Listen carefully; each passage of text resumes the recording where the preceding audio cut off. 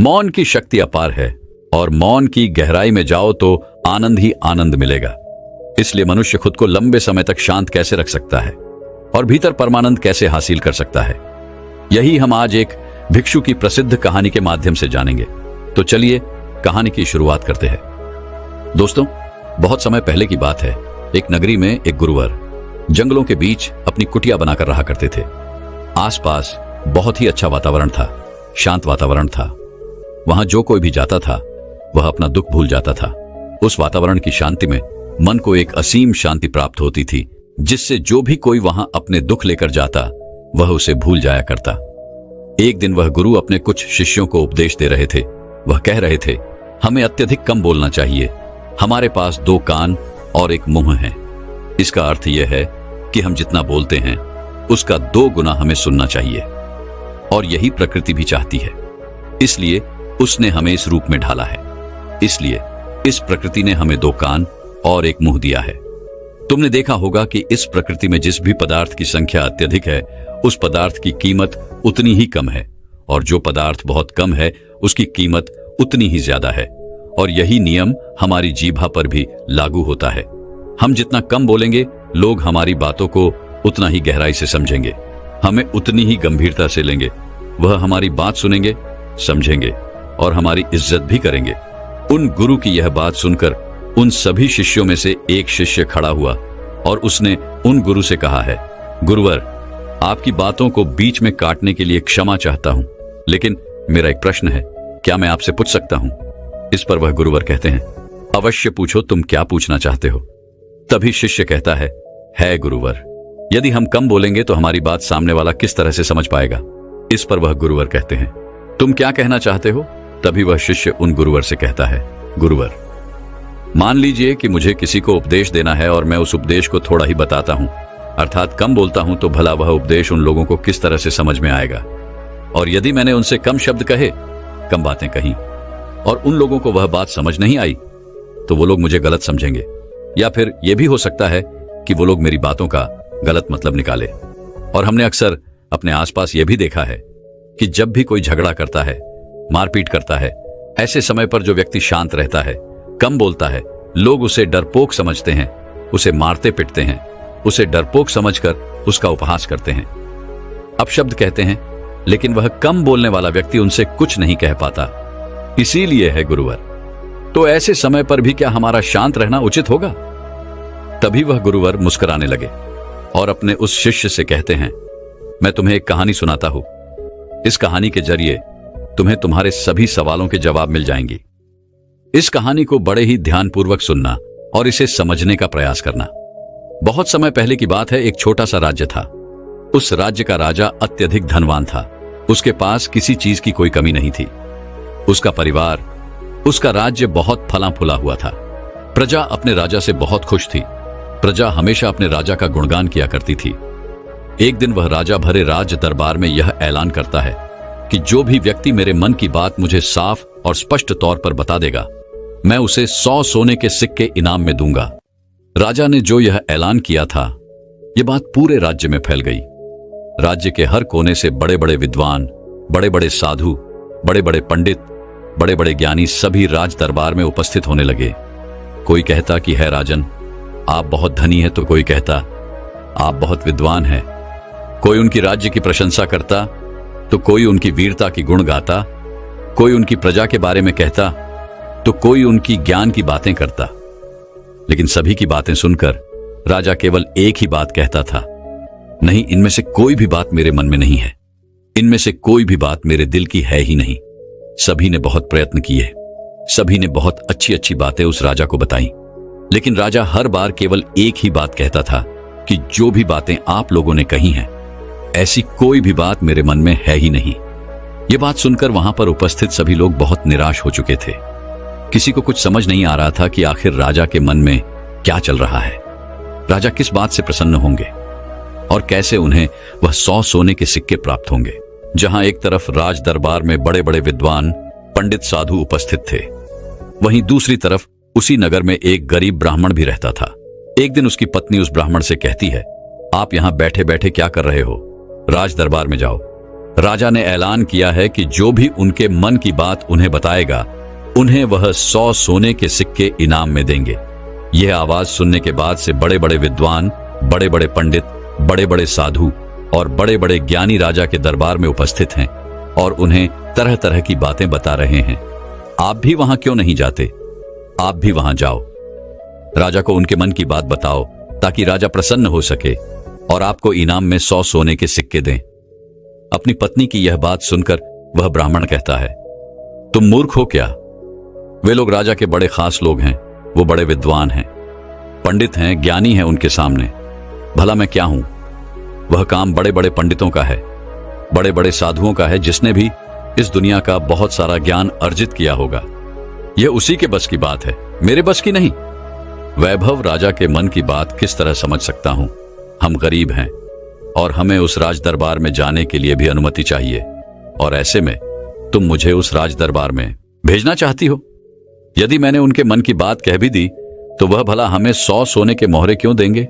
अपने पति की यह बात सुनकर उसकी पत्नी कहती है, ओहो, मुझे कुछ नहीं पता। आप उस राज दरबार में जाइए और जैसा मैं कहती हूं बिल्कुल वैसा कीजिए। जब आप उस राज दरबार में जाएंगे और राजा जब आपकी तरफ देख रहे होंगे, तब आपको पूर्व दिशा की तरफ अपनी एक उंगली उठा देनी है। और मुझे पता है कि राजा बहुत समझदार है, वह आपकी बात जरूर समझ जाएगा और आपको 100 सोने के सिक्के इनाम में देगा। अपने पत्नी की यह बात सुनकर वह ब्राह्मण जोर से हंस पड़ता है और कहता है, अरे तुम मूर्ख हो गई हो क्या? तुम्हें क्या लगता है एक पूर्व दिशा में मेरी एक उंगली उठाने से राजा मुझे 100 सोने के सिक्के दे देगा और वहां पर जो बड़े बड़े विद्वान, पंडित, साधु और ज्ञानी बैठे हुए हैं, वो लोग चुपचाप केवल नजारा देखते रहेंगे? क्या वह कुछ नहीं कहेंगे? इस पर उस ब्राह्मण की पत्नी कहती है, मैंने आपसे जितना कहा है आप बस उतना कीजिए और आप देखेंगे कि राजा आपको ही 100 सोने के सिक्के इनाम में देंगे। ब्राह्मण की पत्नी जैसे तैसे अपने पति को मना लेती है। अगले ही दिन वह ब्राह्मण राज दरबार में पहुंचता है। वह ब्राह्मण बहुत ही डरा सहमा हुआ था। इतने लोगों की भीड़ को देखकर वह बहुत डर रहा था, लेकिन वह अपनी पत्नी की बात मानकर उस राज दरबार में उपस्थित खड़ा रहा। जैसे ही राजा की नजर उस ब्राह्मण पर पड़ी, वह ब्राह्मण अपनी पत्नी की बात मानते हुए एक उंगली पूर्व दिशा की तरफ उठा देता है। यदि राजा बहुत प्रसन्न होता है और राजा तुरंत ही उसे 100 सोने के सिक्के इनाम में देता है। यह सब देख वहां पर उपस्थित बड़े बड़े विद्वान, पंडित, साधु और ज्ञानी सभी लोग आश्चर्यचकित रह गए कि आखिर ऐसा इसने क्या कह दिया जो राजा को बहुत अच्छा लगा। हर कोई यह सोचकर हैरान था कि इस ब्राह्मण ने तो केवल एक उंगली ही उठाई थी और इसे 100 सोने के सिक्के मिल भी गए। यह सब देखकर वहां पर उपस्थित हर कोई अचरज में था और वह ब्राह्मण अपने 100 सोने के सिक्के लेकर अपने घर लौट गया और खुशी खुशी वह 100 सोने के सिक्के अपनी बीवी के हाथ में रख देता है और कहता है, राजा ने मुझे ये 100 सोने के सिक्के इनाम में दिए हैं और जैसा कि तुमने कहा था, मैंने पूर्व दिशा की तरफ केवल एक उंगली ही उठाई थी, लेकिन मैं अब तक यह समझ नहीं पाया कि इसका अर्थ क्या हुआ। उस राजा को मेरी इस एक उंगली से क्या समझ में आया? उस ब्राह्मण की पत्नी उस ब्राह्मण से कहती है, यह सब जाने दो, आपको यह बात बताकर कोई मतलब नहीं। आप बैठ जाओ और कल फिर आपको उसी राज दरबार में फिर जाना है। वह ब्राह्मण कहता है, कल फिर जाना है? नहीं नहीं, मैं नहीं जाऊंगा। वैसे भी आज सभी लोग मुझे घूर घूर कर देख रहे थे। न बाबा न मैं नहीं जाऊंगा। लेकिन जैसे तैसे उसकी पत्नी उसे समझा लेती है। अगले दिन ब्राह्मण एक बार फिर तैयार होता है और अपनी पत्नी से पूछता है, अच्छा बताओ आज मुझे क्या करना है? तभी उस ब्राह्मण की पत्नी कहती है, आज आपको पश्चिम दिशा की तरफ अपनी एक उंगली उठानी है। वह अपनी पत्नी की बात मानकर फिर से एक बार राज दरबार पहुंच जाता है। जैसे ही राजा की नजर उस पर पहुंचती है, वह ब्राह्मण अपनी एक उंगली पश्चिम दिशा की ओर उठा देता है। यह देख राजा एक बार फिर प्रसन्न हो जाता है। वह राजा उन्हें 100 सोने के सिक्के फिर से इनाम दे देता है। यह सब देखकर वहां पर उपस्थित हर कोई बड़ा हैरान थे। हर कोई अचरज में था कि आखिर यह सब हो क्या रहा है। हम यहां पर अच्छी अच्छी बातें बता रहे हैं, राजा को तरह तरह का ज्ञान दे रहे हैं, लेकिन राजा उससे प्रसन्न नहीं हो रहे। और यह ब्राह्मण है कि केवल एक उंगली उठाता है और राजा उसकी बातों से खुश हो जाते हैं, उसे 100 सोने के सिक्के ही इनाम में दे देते हैं। और तो और यह कुछ बोलता भी नहीं, चुपचाप आता है, उंगली उठाता है, इनाम लेता है और चला जाता है। हर कोई केवल बस यही जानना चाहता था कि आखिर उस ब्राह्मण को ऐसा कौन सा ज्ञान है जो उनके पास नहीं। अगले दिन फिर से वह ब्राह्मण राज दरबार में आता है और अब की बार वह अपनी उंगली उत्तर दिशा की तरफ उठाता है और अब की बार भी राजा प्रसन्न होकर उसे 100 सोने के सिक्के इनाम में देते हैं। ये सब देख देख कर वहां पर उपस्थित हर बड़ा से बड़ा विद्वान थक चुका था। उन्हें कुछ भी समझ नहीं आ रहा था कि आखिर एक उंगली उठाने से राजा किस तरह से प्रसन्न हो जा रहे हैं। यह बात देखकर हर किसी ने यह तय किया कि अब यदि उंगली उठाने से ही उन्हें इनाम मिल सकता है तो वह राजा के सामने बड़ी बड़ी बातें क्यों करें, बड़ा बड़ा ज्ञान राजा को क्यों बताएं। उससे अच्छा है कि वो सब मिलकर एक ही दिशा की तरफ उंगली उठाएंगे। सभी ने मिलकर यह तय कर लिया था। अगले दिन सुबह सुबह वह ब्राह्मण फिर से राज दरबार में आने के लिए तैयार हो रहा था और वह अपनी पत्नी से पूछता है, बताओ आज मुझे क्या करना होगा। इस पर उसकी पत्नी कहती है, आज आपको कुछ नहीं करना, आज आप घर पर ही बैठे। उस दिन सभी ब्राह्मण, सभी विद्वान, सभी साधु संत वहां पर उपस्थित थे। राजा के आते ही सब खड़े हुए। जैसे ही राजा की नजर उनसे मिली, सभी ने दक्षिण दिशा की तरफ अपनी उंगली उठा दी। यह देखकर राजा को बड़ा क्रोध आया। राजा ने गुस्से में सभी पंडितों को, सभी विद्वानों को कारावास में डलवा दिया और यह देखकर वहां पर उपस्थित हर बड़ा से बड़ा विद्वान आश्चर्यचकित था। वो हैरान था कि आखिर हमने ऐसी क्या गलती कर दी। जब वो ब्राह्मण अलग अलग दिशाओं में अपनी उंगली उठाता है तो उसे 100-100 सोने के सिक्के इनाम में मिलते हैं, और आज जब हमने एक साथ एक ही दिशा की तरफ अपनी उंगली उठाई तो हमने क्या गलत कर दिया। भला राजा क्या समझ रहा है? ऐसा कौन सा ज्ञान है, ऐसा कौन सा राज है जो हम नहीं जानते, जिसके बारे में हम में से किसी को कुछ नहीं पता। यह उंगली करने वाला कौन सा नया ज्ञान है जो हमने आज तक नहीं सीखा, जिसके बारे में हम में से किसी को आज तक कुछ नहीं पता। जब उन विद्वानों की पत्नियों को यह पता चला कि राजा ने उन्हें कारावास में डाल दिया है, तब उनकी पत्नी राजा के पास विनती करने आई कि वे उन्हें छोड़ दें। उनसे गलती हो गई, लेकिन राजा ने किसी की एक न सुनी, और जब उन सभी को यह लगने लगा कि राजा उनके पतियों को नहीं छोड़ने वाले, तो वे सभी उसी ब्राह्मण के पास पहुंचे और वहां जाकर वो उनसे विनती करने लगे कि वह उनके पतियों की मदद करे, उन्हें कारावास से बाहर निकाले। राजा ने उन्हें कारावास में डाल दिया है और हमने उनसे कई बार विनती की, आग्रह किया कि वो उन्हें छोड़ दे, उनसे गलती हो गई, लेकिन राजा ने एक न सुनी। इसलिए हम सभी आपके पास आए हैं, कृपया हमारी मदद करें। उस ब्राह्मण ने और उसकी पत्नी ने सारी बातें ध्यानपूर्वक सुनी। उसके बाद उस गरीब ब्राह्मण की पत्नी राज दरबार जाती है, और जैसे ही राज दरबार में राजा की नजर उस गरीब ब्राह्मण की पत्नी पर पड़ती है तो राजा अपनी 2 उंगलियां खड़ा करता है, और तभी वह ब्राह्मण की पत्नी अपने पैर पर ताली मारती है। यह देखकर राजा तुरंत ही अपने अधिकारों को आदेश देता है कि जाओ, उन सभी को कारावासियों से बाहर निकालो। यह सब देखकर वहां पर जो उपस्थित पंडित थे, उनकी हैरानी का कोई ठिकाना नहीं रह गया था। उन्हें यह समझ ही नहीं आ रहा था, क्या आखिर यह कौन सी विद्या है, यह कौन सा ज्ञान है। कभी वह ब्राह्मण 1 उंगली खड़ी करता है, कभी राजा 2 उंगलियां खड़ी करता है, और कभी यह ब्राह्मण की पत्नी अपने टांगों पर ताली पीटती है। आखिर ये सब चल क्या रहा है, आखिर ये सब हो क्या रहा है। सभी मिलकर यह तय करते हैं कि इसका जवाब तो हमें वह गरीब ब्राह्मण ही देगा। इसलिए सभी मिलकर उस गरीब ब्राह्मण के घर पहुंचते हैं, और उन सभी पंडितों में से एक पंडित उन गरीब ब्राह्मण से कहता है, आप ही हमें बताइए, यह कौन सी विद्या है जो हम नहीं जानते।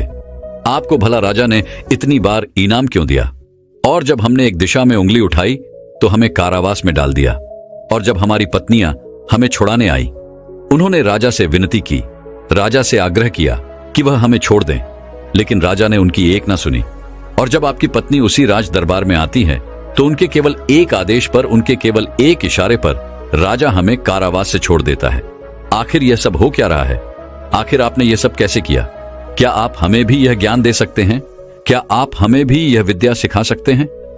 उन सभी की यह बात सुनकर तो ब्राह्मण उन सभी से कहता है, इसमें मैंने कुछ नहीं किया है, यह सब तो मेरी पत्नी का किया धरा है, यह सब ज्ञान तो उसने ही मुझे दिया है, और उसने जैसा मुझसे कहा मैं वैसा करता चला गया। तभी वो ब्राह्मण की पत्नी उन पंडितों से कहती है, मैंने पहले दिन अपने पति को कहा था कि वह पूर्व दिशा की ओर अपनी एक उंगली उठाए, और उन्होंने बिल्कुल वैसा ही किया, क्योंकि राजा का पूरा राज्य पूर्व दिशा में फैला हुआ है, और पूर्व दिशा में उनका यह राज्य अटल रहे, अटल रहे। कुछ यही बात राजा के मन में भी चल रही थी, जो राजा के दिल की बात थी। इसीलिए राजा प्रसन्न हुआ और राजा ने मेरे पति को 100 सोने के सिक्के दिए। दूसरे दिन जब मेरे पति आए तो मैंने उन्हें कहा कि तुम आज के दिन पश्चिम दिशा की तरफ अपनी एक उंगली उठाना, जिसका अर्थ यह था कि आपका राज्य सूरज के उगने से ढलने तक के बीच में आप ही का राज्य रहेगा। यह बात राजा समझ चुके थे, क्योंकि राजा बहुत ज्ञानी है।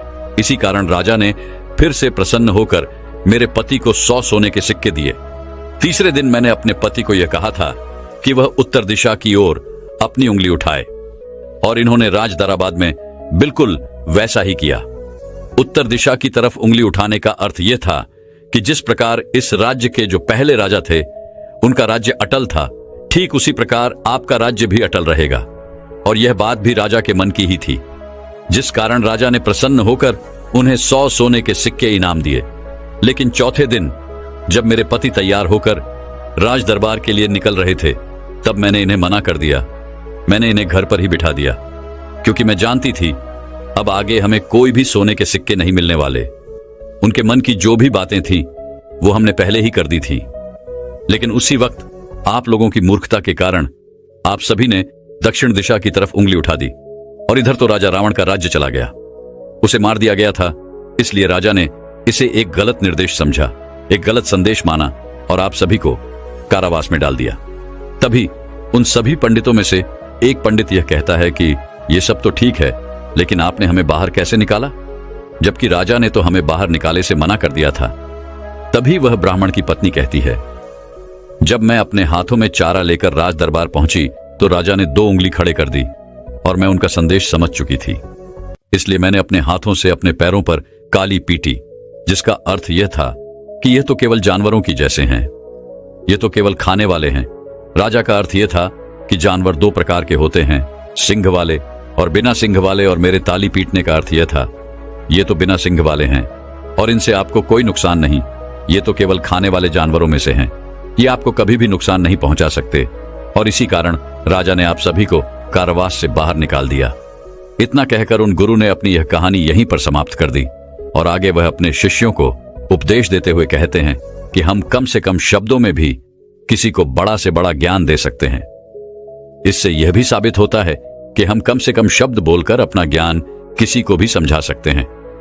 लेकिन यहां पर एक बात और समझने वाली यह है कि जो ज्ञान अर्जित कर रहा है, जिसे हम यह ज्ञान दे रहे हैं, वह अभी उस ज्ञान को समझने वाला होना चाहिए, ज्ञानी होना चाहिए।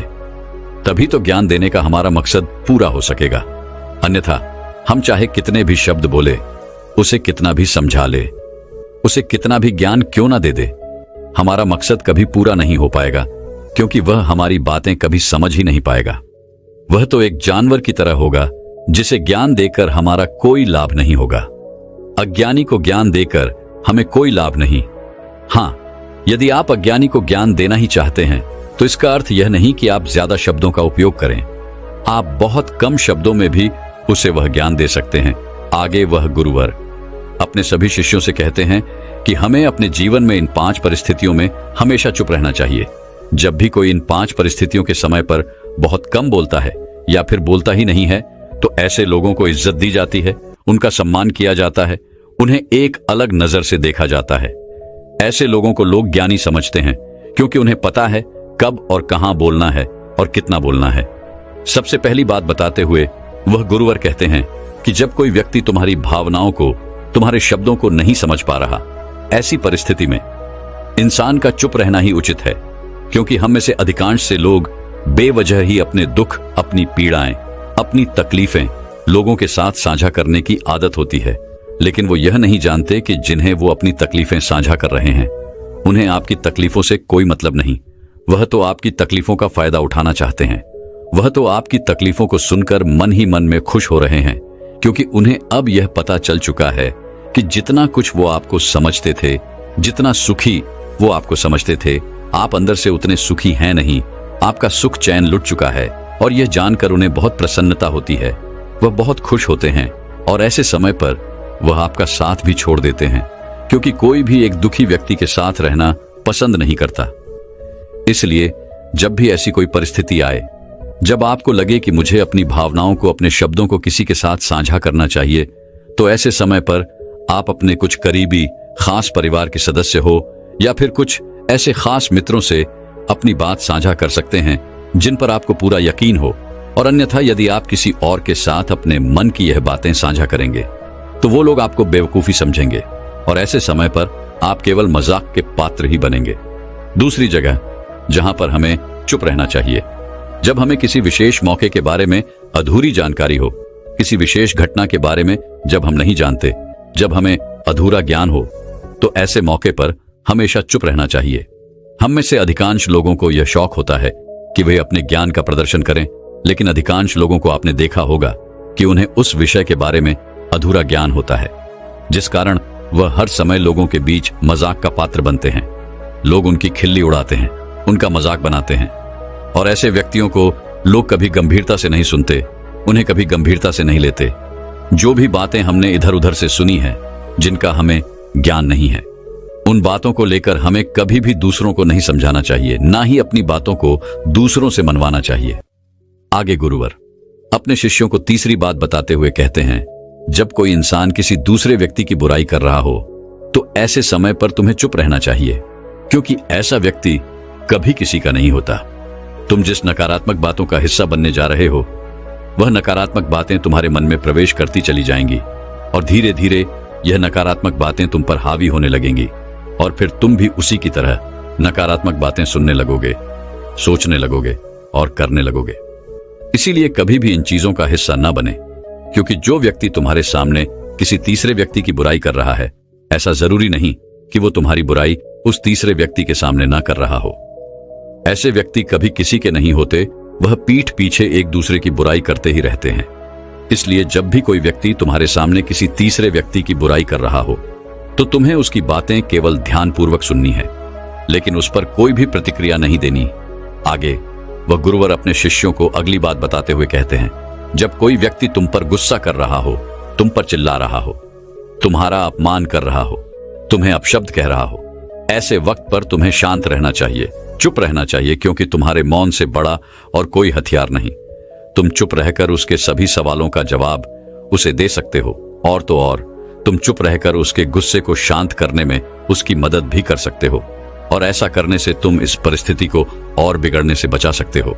और देखना, जब गुस्सा करने वाला व्यक्ति शांत होगा, जब उसका गुस्सा शांत हो जाएगा, तो उसे अपनी गलती का एहसास भी होगा और वह तुमसे माफी भी मांगेगा। इसलिए तुम्हें ऐसे जगहों पर चुप रहना चाहिए, किंतु तुम्हें हर जगह पर चुप भी नहीं रहना चाहिए। जब तुम्हें लगे कि कोई व्यक्ति गलत कर रहा हो, तो उसका विरोध कर शांत मत रखो, क्योंकि यदि तुम ऐसी परिस्थिति में चुप रहोगे तो वह तुम्हें कमजोर समझेगा, तुम्हें डरपोक समझेगा और तुम्हारे इस कमजोरी का फायदा भी उठाएगा। गुस्से का ये जो तरीका है, ये केवल अपनों के साथ ही अच्छा है, जैसे तुम्हारा परिवार, सगे संबंधी, तुम्हारे खास मित्र, लेकिन हर इंसान के सामने तुम्हें ऐसे नहीं रहना। यदि तुम्हारे साथ कोई गलत कर रहा हो, तो इसका जवाब तुम्हें उसे अवश्य देना चाहिए। आगे वह गुरुवर अपने शिष्यों को पांचवी बात बताते हुए कहते हैं कि जब कोई व्यक्ति अपने मन की बात, कोई घटना या कोई दुख भरी बातें तुम्हारे साथ साझा कर रहा हो, तो ऐसी स्थिति में हमें चुप रहकर ध्यानपूर्वक उसकी सारी बातें सुननी चाहिए। आपने तो देखा ही होगा, जब हम अपनी परेशानी किसी के साथ साझा कर रहे होते हैं, उसी वक्त हमारा कोई ऐसा मित्र या फिर कोई ऐसा सगा संबंधी अवश्य होता है जो हमारी बात पूरी करने से पहले हमें समाधान देना शुरू कर देता है। और जब कोई ऐसा करता है तो हमारे मन में क्रोध उत्पन्न होता है, हम उस व्यक्ति से बात तक करना पसंद नहीं करते, जबकि ऐसी परिस्थिति में हमें शांत रहना चाहिए, क्योंकि सामने वाला हमसे यही उम्मीद करता है। हम शांत रहकर उसकी सारी बातें ध्यानपूर्वक सुने, जिससे जब वह अपनी बात पूरी करे तो उसे शांति का अनुभव हो। और जब हम ऐसा करते हैं तो उसके मन में हमारे लिए और भी इज्जत बढ़ जाती है।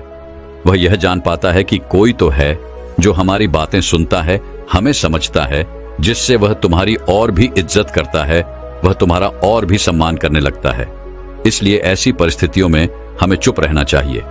इतना कहकर वह गुरुवर आगे कहते हैं कि इन 5 स्थितियों को हमेशा याद रखना, और यहां पर इंसान को हमेशा कम ही बोलना चाहिए, क्योंकि इंसान एक दुकान की तरह है और दुकान का ताला है हमारी जीभा। और जब इस ताले से हमारी दुकान खुलती है, अर्थात हमारे अंदर की बातें जब बाहर आती हैं तभी पता चलता है कि यह इंसान अंदर से कोयले का है या फिर सोने का।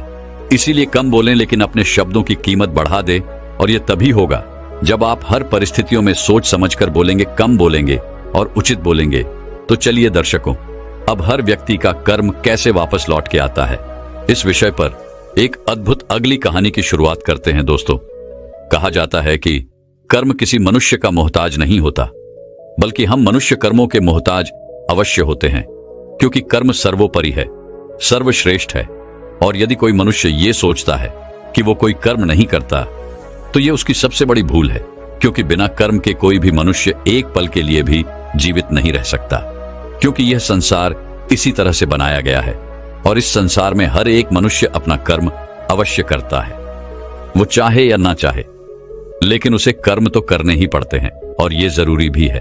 और ऐसा कोई जरूरी नहीं है कि हर मनुष्य रोज रोज पूजा पाठ करे, मंदिर जाए, दान दक्षिणा दे, बल्कि जरूरी तो यह है कि वो इंसान कुछ ऐसे कर्म करे कि जहां पर भी वो जाए लोग उसका सम्मान करें, उसका आदर करें। और जो कोई मनुष्य प्रकृति के हर एक नियमों का पालन करता है वह परमात्मा के करीब होता है। और यदि परमात्मा भी इस संसार में जन्म लेते हैं तो उन्हें भी इस संसार के नियमों का पालन करना ही पड़ता है, उन्हें अपने जीवन में कर्मों को करना ही पड़ता है। इससे कोई मुक्त नहीं हो सकता, क्योंकि यही इस संसार का नियम है। पर यहां पर कर्म भी दो प्रकार के होते हैं, अच्छे और बुरे। यदि कोई अच्छा मनुष्य है जिसकी सोच अच्छी है, सकारात्मक है, जो लोगों के प्रति दया का भाव रखता है, वह मनुष्य हमेशा अच्छे कर्म करता है। वहीं पर जिस मनुष्य के अंदर द्वेष है, घृणा है, लालच है, जो लोगों के प्रति ईर्ष्या रखता है, वह बुरे कर्म करने से पीछे नहीं हटता। हमें अपने जीवन में अच्छे कर्मों को अपनाना चाहिए और बुरे कर्मों का त्याग करना चाहिए, क्योंकि हमारे अच्छे कर्म हमें प्रकृति की दिशा में ले जाते हैं और वहीं पर बुरे कर्म मनुष्य के पतन की ओर ले जाते हैं। कोई भी व्यक्ति हो, उसके अच्छे और बुरे दोनों ही कर्म उसे इसी संसार में भोगने पड़ते हैं। परमात्मा कभी हमें कोई सजा नहीं देते, बल्कि हम जैसे कर्म करते हैं वैसे ही फल हमें मिलते हैं। यदि कर्म अच्छे होंगे तो उनका फल आपको अवश्य मिलेगा, और यदि कर्म बुरे होंगे तो उसकी सजा भी आप ही को भोगनी पड़ेगी। आपके जीवन में भी कई बार ऐसी घड़ी आई होगी जब आपने असमंजस में कोई फैसला ले लिया होगा, लेकिन वह फैसला प्रकृति के खिलाफ होगा। और आप जब यह फैसला ले लेते हैं तो आप इससे संतुष्ट नहीं रहते। आपके मन में एक तनाव रहता है, एक डर रहता है कि हमने जो फैसला लिया है वह सही है या गलत। इसलिए जरूरी यह है कि आप अपने कर्म को समझें, उस पर विचार करें और फिर उसी के अनुरूप काम करें। इस तरह से आप अपने जीवन को बेहतर दिशा दे सकते हैं। आपका जीवन एक बेहतर दिशा की तरफ आगे बढ़ सकता है। जिस सफलता के पीछे हम लगातार भागते रहते हैं, उनके पीछे भी हमारे कर्म ही है। यदि हम अच्छे और सही कर्म करेंगे तो हमें सफलता भी निश्चित तौर पर मिलेगी, क्योंकि वास्तविकता तो यही है, सफलता आपके कर्मों में है, बल्कि फल में नहीं। जो आपको खुशी का एहसास दिलाती है, जो आपको यह अनुभव कराती है कि आपने जो कर्म किए हैं वह अच्छे हैं, जिस कारण आप बहुत अच्छा महसूस कर पाते हैं। और यदि आप अपने जीवन में किसी लक्ष्य का पीछा कर रहे हैं, यदि आप अपने लक्ष्य में आप सफलता पाना चाहते हैं, तो आपको अपने कर्मों पर तो ध्यान देना ही होगा, अपने कर्मों को समझना होगा, क्योंकि ये सारा खेल कर्मों का ही तो है। जिस प्रकार यदि आप किसी लक्ष्य का पीछा कर रहे हैं, उसे पाने की कामना रखते हैं, तो उसके प्रति आपको अच्छे कर्म भी करने होंगे। अन्यथा आप यह सोचते हैं कि केवल सोचने मात्र से आप उस लक्ष्य को हासिल कर लेंगे, तो ऐसा नामुमकिन है। तो दोस्तों, आज की यह जो कहानी है, यह कर्मों के सिद्धांतों के बारे में ही है, और यह सिद्धांत हमारे जीवन में किस तरह से काम करते हैं, इन्हीं के बारे में आज की यह छोटी सी कहानी आपको यह सिखाएगी कि आपके कर्म किस तरह से आपके जीवन पर प्रभाव डालते हैं। एक समय की बात है, एक नगरी में एक महान बौद्ध भिक्षु प्रवचन दे रहे थे। वहां पर सभी लोग उपस्थित थे। जैसे ही प्रवचन समाप्त हुआ, उन प्रवचन सुनने वालों में से एक व्यक्ति ने उन बौद्ध भिक्षु से कहा, है गुरुवर, मेरे मन में एक प्रश्न है, यदि आपकी आज्ञा हो तो मैं आपसे पूछना चाहता हूं। इस पर वह बौद्ध भिक्षु उस व्यक्ति से कहते हैं, हां जरूर पूछिए, आपका क्या प्रश्न है। इस पर वह व्यक्ति उन बौद्ध भिक्षु से कहता है गुरुवर, मैं अपने जीवन में सभी कार्य करता हूं, मैं कभी किसी का बुरा नहीं सोचता, बुरा नहीं करता, फिर भला मेरे साथ बुरा क्यों होता है। मैंने तो किसी का बुरा नहीं किया। मैं हमेशा अच्छे कर्म करने की तलाश में रहता हूं। मैं हमेशा अच्छे कर्म करता हूं। फिर भला मेरे साथ ऐसा क्यों होता है? मुझे हमेशा दुख क्यों झेलना पड़ता है? जब मैं कुछ बुरा करता ही नहीं हूं तो फिर भला मेरे ऊपर दोष क्यों मार दिया जाता है? क्या आप मुझे यह बता सकते हैं कि मेरे कर्म सही हैं या गलत? क्या आप मुझे कर्मों के बारे में स्पष्ट तौर पर समझा सकते हैं? क्या आप मुझे कर्मों के उन सिद्धांतों के बारे में बता सकते हैं जिसकी मदद से मैं अपने कर्मों को और सुधार सकूं? मैं यहां पर यह जानने आया हूं कि मेरे इतने अच्छे कर्म करने के बाद भी मुझे दुख क्यों मिलता है, मुझे हमेशा तकलीफें क्यों उठानी पड़ती हैं। और मैंने तो यह भी देखा है कि जो मनुष्य दूसरे को तकलीफ देता है, दूसरों के प्रति मन में ईर्ष्या रखता है, वह हमेशा खुश रहता है, उसके साथ हमेशा अच्छा होता है। ऐसा क्यों? उस व्यक्ति की सारी बात उन बौद्ध भिक्षु ने बड़े ही ध्यानपूर्वक सुनी और उसके बाद उन्होंने उस व्यक्ति से कहा, अच्छा, तुम्हें ऐसा क्यों लगता है कि तुम अच्छे कर्म कर रहे हो और जो तुमने अच्छे कर्म किए हैं उसका फल भी तुम्हें नहीं मिला? और जैसा कि तुमने कहा, तुमने कुछ ऐसे लोगों को भी देखा है जो बुरे कर्म करते हैं, लोगों के प्रति ईर्ष्या रखते हैं, द्वेष रखते हैं, उन्हें उनके कर्मों का फल बुरा नहीं मिल रहा। इस पर वह व्यक्ति कहता है गुरुवर, मैंने कभी किसी का बुरा नहीं चाहा, न ही किसी का बुरा किया है, तो ये मेरे अच्छे कर्म ही तो किए हैं। इस पर वह बौद्ध भिक्षु मुस्कुराने लगे और उस व्यक्ति से कहते हैं, आज मैं तुम्हें कुछ ऐसे सिद्धांत बताने वाला हूं जिनके बारे में तुम्हें जानना आवश्यक है। कर्म किस तरह से काम करते हैं और इनका हमारे जीवन पर क्या प्रभाव पड़ता है, ताकि हम अपने जीवन से कुछ सीख सकें, अपने जीवन को एक सही दिशा दे सकें और हम अपने इस जीवन को अपनी इच्छा अनुसार जी सकें। क्योंकि आप में से कईयों ने यह सुना होगा कि हमारे कर्म ही हमारा भाग्य है। इसलिए मैं आपको यह समझाना चाहता हूं कि हमारे कर्म कोई पत्थर की लकीर नहीं जिन्हें बदला नहीं जा सकता, बल्कि हम अपने जीवन को उन विचारों से, उन कार्यों से बदल सकते हैं जिन्हें हम अभी चुनते हैं। क्योंकि इस संसार में ऐसा कोई मनुष्य नहीं है जो बिना कर्म किए जीवित रह सके, क्योंकि हम में से हर एक व्यक्ति अपने जीवन में कर्म करता ही है और हमारे द्वारा सुबह से लेकर रात तक होने वाली शारीरिक और मानसिक कार्य जो हमारे ऊपर असर डालते हैं, ये सब हमारे कर्म ही है। यह कर्म केवल वह नहीं जो हम बाहरी तौर पर करते हैं या फिर बाहरी तौर पर हमें दिखाई पड़ता है, बल्कि हमारे कहे गए शब्द, हमारे विचार, हमारे भाव, यह भी कर्म ही है। कोई भी ऐसा कर्म जिसका होने का कारण हम हैं, वह हमारे कर्म ही होते हैं। जैसे हमारा बैठना, उठना, चलना, पीना, खाना, सोचना, विचार करना, हमारे मन में उत्पन्न होने वाले भाव भी, यह सारे कर्म ही हैं। सबसे पहले तो तुम्हें यह समझने की आवश्यकता है कि इस ब्रह्मांड में जो भी ऊर्जा है उसका एक रूप है जिसमें हमारे विचार और भावनाएं भी शामिल हैं, जो निरंतर चलता रहता है। और फिर जब हम अपने विचार, अपनी भावनाओं को इस ब्रह्मांड की ओर छोड़ते हैं, चाहे वह अच्छे हों या बुरे, वह ऊर्जा कभी नष्ट नहीं होती, बल्कि यह तो किसी न किसी रूप में हमारे पास वापस लौट कर आती है। और यदि यह ऊर्जा सकारात्मक होगी तो इसका परिणाम आपको सकारात्मक मिलेगा, और वहीं पर यदि यह ऊर्जा नकारात्मक होगी तो इसका परिणाम आपको नकारात्मक ही मिलेगा। आगे वो बौद्ध भिक्षु उस व्यक्ति से कहते हैं कि मैं तुम्हें अब कर्मों के कुछ सिद्धांत के बारे में बताने वाला हूं। जीने जानने के बाद तुम्हें यह स्पष्ट हो जाएगा कि तुमने अच्छे कर्म किए या बुरे, और यह कर्म हमारे जीवन में किस तरह से असर डालते हैं, हमारे जीवन पर इसका किस तरह से प्रभाव पड़ता है। आगे वह बौद्ध भिक्षु उस व्यक्ति से कहते हैं कि कर्मों का पहला सिद्धांत यह कहता है कि हम जो भी विचार या ऊर्जा इस ब्रह्मांड को देते हैं, वह हमारे पास अवश्य लौट कर आती है, फिर चाहे वह सकारात्मक हो या नकारात्मक। यदि तुमने अच्छी ऊर्जा ब्रह्मांड की ओर भेजी होगी तो तुम्हारे पास अच्छी ऊर्जा ही लौट कर आएगी। यदि तुमने नकारात्मक ऊर्जा इस ब्रह्मांड की ओर भेजी होगी तो नकारात्मक ऊर्जा ही तुम्हारे पास वापस लौटेगी, क्योंकि यह ब्रह्मांड अच्छे और बुरे का भेद नहीं समझता। अच्छा क्या है, बुरा क्या है, यह नहीं जानता। अच्छा और बुरा इसकी पहचान करना तो हमें आता है, इसलिए हमें अपने मन में अच्छे विचार रखने चाहिए ताकि आपको अच्छे फल मिल सके। वहीं पर अगर आप बुरे विचार रखते हैं तो उसके होने वाले दुष्परिणामों से भी आपको कोई नहीं बचा सकता, उसे आपको भोगना ही पड़ेगा। कर्मों का दूसरा सिद्धांत यह कहता है, हम अपने जीवन में जो कुछ भी पाना चाहते हैं, पहले हमें खुद को उस लायक बनाना होगा। जैसे कि अगर हम दूसरे से यह आशा करते हैं कि वह हमारा सम्मान करें, हमारा आदर करें, तो इसके लिए हमें पहले खुद ही दूसरों का आदर और सम्मान करने आना चाहिए। या फिर इसे यूं भी कह सकते हैं कि पहले आपको उस काबिल बनना होगा ताकि वह लोग आपका सम्मान कर सकें, आपका आदर कर सकें।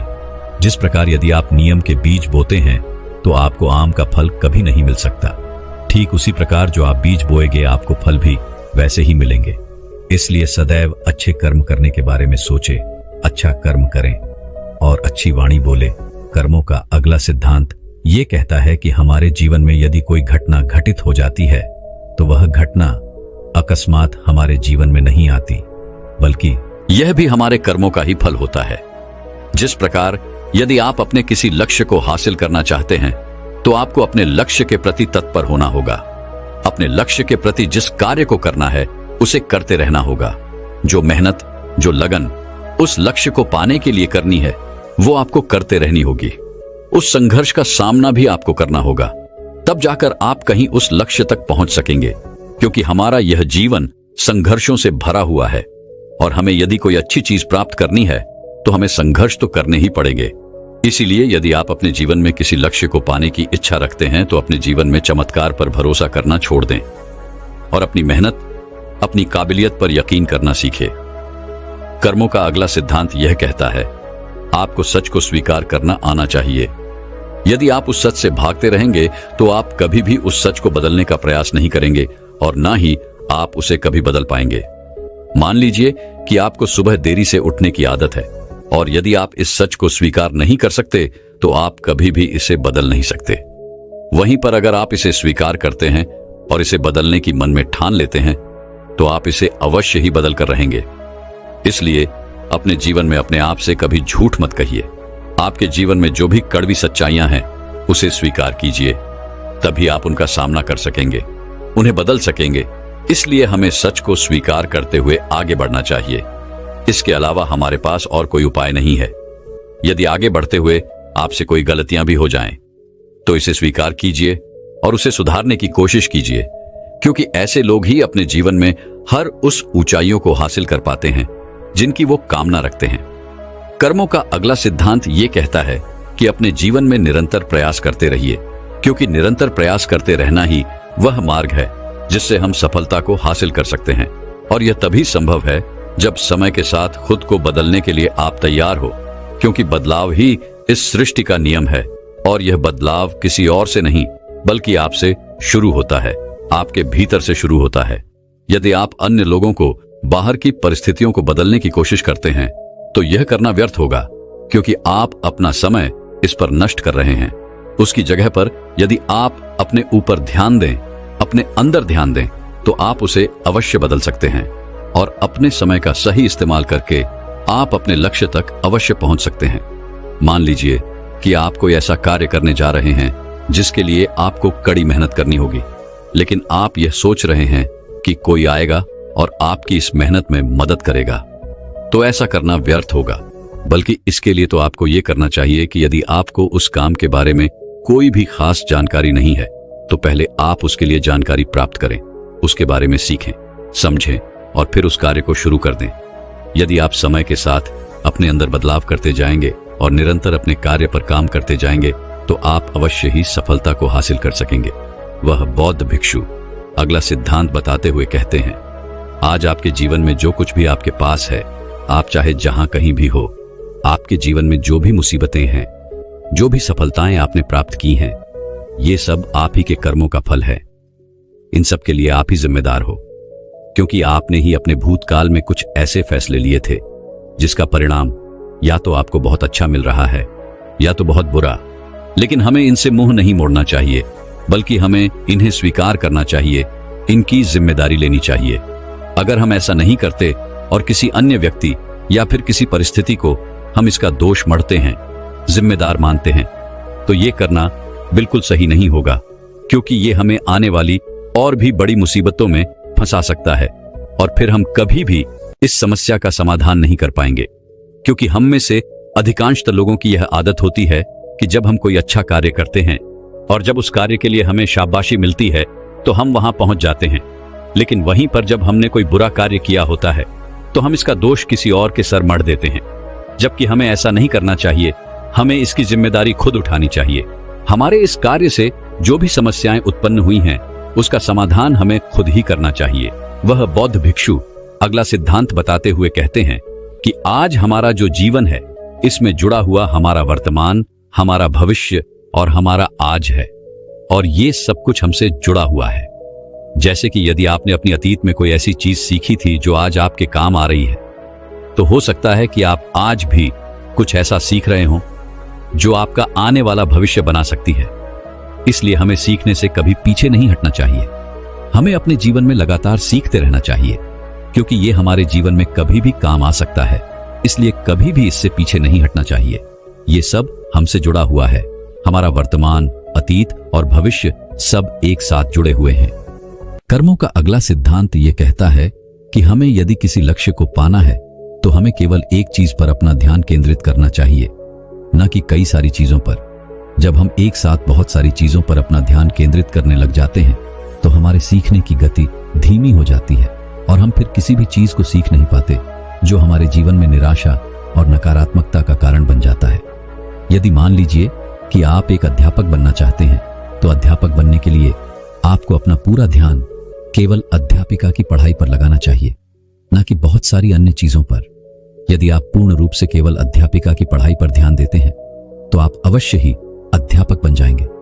और यदि आप उस समय पर अन्य सारी चीजों पर ध्यान देते हैं तो आपका ध्यान भटक जाएगा। ना तो आप अच्छी तरह से पढ़ाई कर सकेंगे और ना ही अपने लक्ष्य को प्राप्त कर सकेंगे, जिस कारण आपके जीवन में केवल निराशा और नकारात्मकता ही बचेगी और फिर आप कभी भी अपने लक्ष्य तक नहीं पहुंच सकोगे। कर्मों का अगला सिद्धांत यह कहता है कि जीवन में खुश रहो। अतीत के लिए पछताना बंद कर दो, भविष्य के लिए सोचना बंद कर दो, और आज से और अभी से आप अपने वर्तमान पर ध्यान दो, क्योंकि अतीत तो बीत चुका है, उसे बदला नहीं जा सकता। और भविष्य की चिंता में रहने से हमारा आज खराब हो जाता है। हम अपने आज पर ध्यान नहीं दे पाते। और यदि आपको अपने भविष्य में कुछ हासिल करना ही है, किसी लक्ष्य को पाना ही है, तो उसके लिए आपको आज ही मेहनत करनी होगी। इसलिए अपने वर्तमान पर ध्यान दीजिए। यदि आप आज मेहनत नहीं करते हैं, आज वो चीजें नहीं सीखते हैं, तो आप अपने भविष्य में उन चीजों तक कभी नहीं पहुंच सकेंगे जिसकी आप कामना करते हैं, जिसके लिए आपने दिन रात मेहनत करने की सोची है।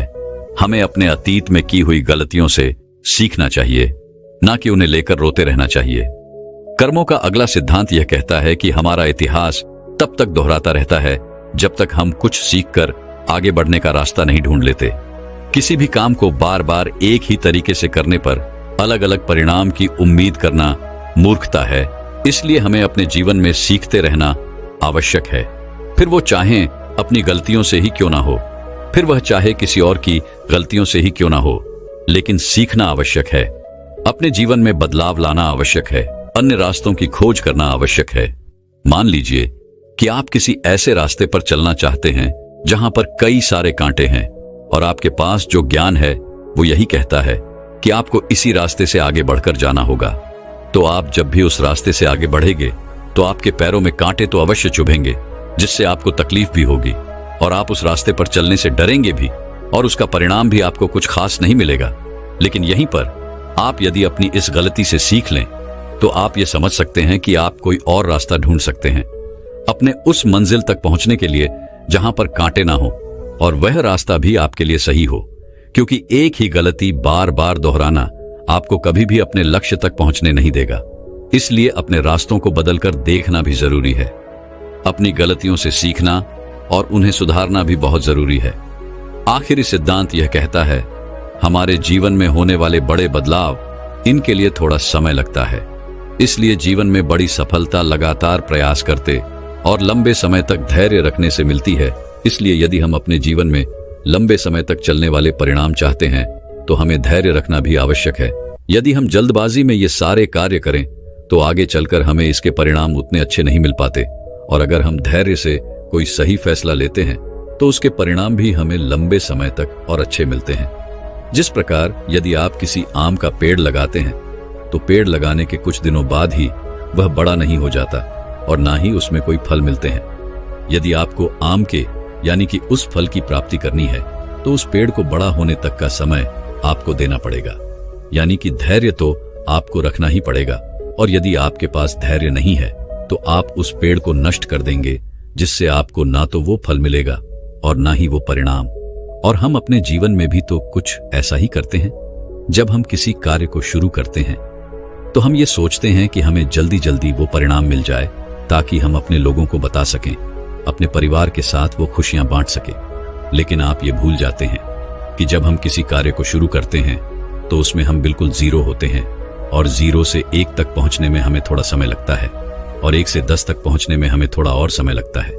लेकिन यह जो समय है, यह जो अनुभव है, यही आपको सिखाता है कि आपके जीवन में जो बड़े बदलाव आने वाले हैं, उसके लिए आपको समय देना होगा, आपको ध्यान रखना होगा। तभी आप 0 से लेकर के 10 तक पहुंचने की क्षमता जुटा पाएंगे। और जब हम अपने अंदर वह जज्बा रखते हैं तो एक ना एक दिन हमें सफलता अवश्य मिलती है। दोस्तों, मैं उम्मीद करता हूं कि यह कहानी सुनने से आपके जीवन में अच्छे बदलाव आए होंगे। आपको इस वीडियो से क्या सीखने मिला, ये कमेंट करके जरूर बताएं। और अपने परिवार, दोस्तों या आपके करीबी इंसान के साथ ये कहानी शेयर करके उन्हें भी इस ज्ञान से परिचित करवाएं। बाकी अगर आपको यह वीडियो दिल से अच्छी लगी हो तभी इस वीडियो को लाइक कर देना, और आपने अब तक इस चैनल को सब्सक्राइब न किया हो तो चैनल को सब्सक्राइब भी जरूर कर देना। आपका हर दिन शुभ हो और खुशियों से आपका जीवन भरा रहे। धन्यवाद। नमो बुद्धाय।